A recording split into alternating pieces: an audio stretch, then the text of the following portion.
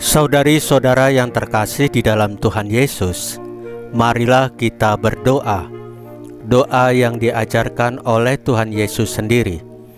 Dalam nama Bapa dan Putra dan Roh Kudus. Amin. Bapa kami yang ada di surga, dimuliakanlah namamu, datanglah kerajaan-Mu, dan jadilah kehendak-Mu di atas bumi seperti di dalam surga. Berilah kami rejeki pada hari ini, dan ampunilah kesalahan kami, seperti kami pun mengampuni yang bersalah kepada kami. Dan janganlah masukkan kami ke dalam pencobaan, tetapi bebaskanlah kami dari yang jahat. Ya Roh Kudus, hadirlah saat ini untuk memimpin dan membimbing kami dalam membaca firman Tuhan Yesus dan merenungkannya, sehingga kami dapat mengerti maknanya dan dapat kami laksanakan dalam hidup kami sehari-hari di tengah masyarakat kami. Pembacaan Injil Lukas bab 8 ayat 4 sampai dengan ayat 15.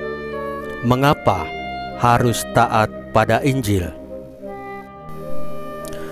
Banyak orang datang berbondong-bondong dari kota-kota sekitar kepada Yesus. Maka Yesus berkata dalam suatu perumpamaan, adalah seorang penabur keluar menaburkan benih. Waktu ia menabur, sebagian benih itu jatuh di pinggir jalan, lalu diinjak-injak orang dan dimakan burung-burung di udara sampai habis. Sebagian jatuh di tanah yang berbatu-batu dan tumbuh sebentar, lalu layu karena tidak mendapat air. Sebagian lagi jatuh di tengah semak berduri, sehingga terhimpit sampai mati. Dan sebagian jatuh di tanah yang baik, lalu tumbuh dan berbuah 100 kali lipat. Sesudah itu Yesus berseru, barang siapa mempunyai telinga untuk mendengar, hendaklah mendengar. Para murid menanyakan kepada Yesus maksud perumpamaan itu. Lalu ia menjawab, kepadamu diberi karunia untuk mengetahui rahasia kerajaan Allah, tetapi kepada orang-orang lain hal itu diberitakan dalam perumpamaan, supaya sekalipun memandang mereka tidak melihat, dan sekalipun mendengar mereka tidak mengerti. Inilah arti perumpamaan itu. Benih itu ialah firman Allah. Yang jatuh di pinggir jalan itu ialah orang yang telah mendengarnya. Kemudian datanglah iblis lalu mengambil firman itu dari dalam hati mereka, supaya mereka jangan percaya dan diselamatkan. Yang jatuh di tanah yang berbatu-batu itu ialah orang yang setelah mendengar firman itu menerimanya dengan gembira, tetapi mereka itu tidak berakar. Mereka percaya sebentar saja, dan dalam masa pencobaan mereka murtad.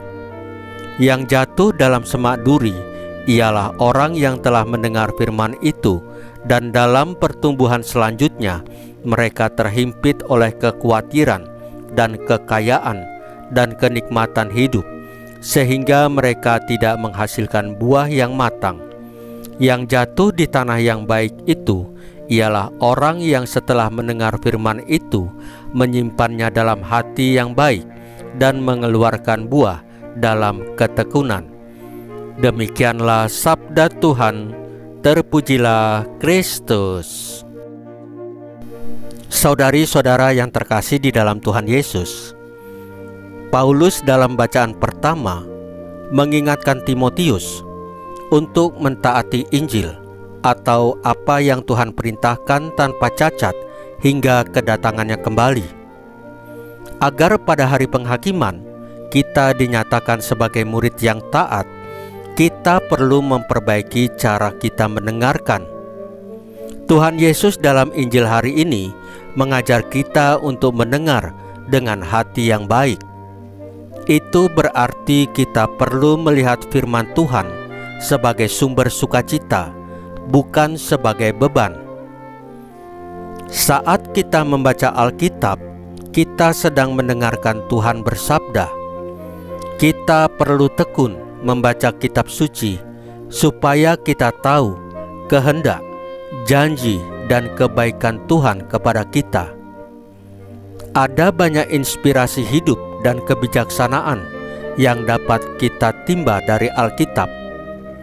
Alkitab adalah juga kumpulan pengalaman umat beriman ribuan tahun yang lalu yang dapat menjadi pembelajaran bagi kita, sehingga kita dapat menghindari banyak kebodohan dan menghindari kesia-siaan dalam hidup kita. Kita tidak perlu ragu dengan keselamatan kita, karena Tuhan Yesus sudah jelas menyatakannya lewat janji dan perbuatannya dalam Alkitab. Semoga berkat ketekunan kita dalam mendengar dan melaksanakan firman Tuhan Yesus tersebut, kita menjadi anak-anak Tuhan yang bijak, suci, dan selamat. Saudari-saudara yang terkasih di dalam Tuhan Yesus, marilah kita berdoa. Ya Bapa, berkatilah selalu kepada kami, kepada para pekerja, dan kepada sesama kami. Semoga hidup kami sejahtera dan bahagia. Salam Maria, penuh rahmat, Tuhan sertamu. Terpujilah engkau di antara wanita, dan terpujilah buah tubuhmu Yesus. Santa Maria, Bunda Allah, doakanlah kami yang berdosa ini, sekarang dan waktu kami mati. Ya Tuhan Yesus, tambahkanlah iman kami hanya kepadamu saja, karena hanya Engkaulah Tuhan dan Juru Selamat kami satu-satunya, tidak ada yang lain. Dalam nama Bapa dan Putra dan Roh Kudus. Amin. Saudari-saudara yang terkasih di dalam Tuhan Yesus, bacaan firman dan renungan hari ini sudah selesai. Tuhan Yesus memberkati kita semua.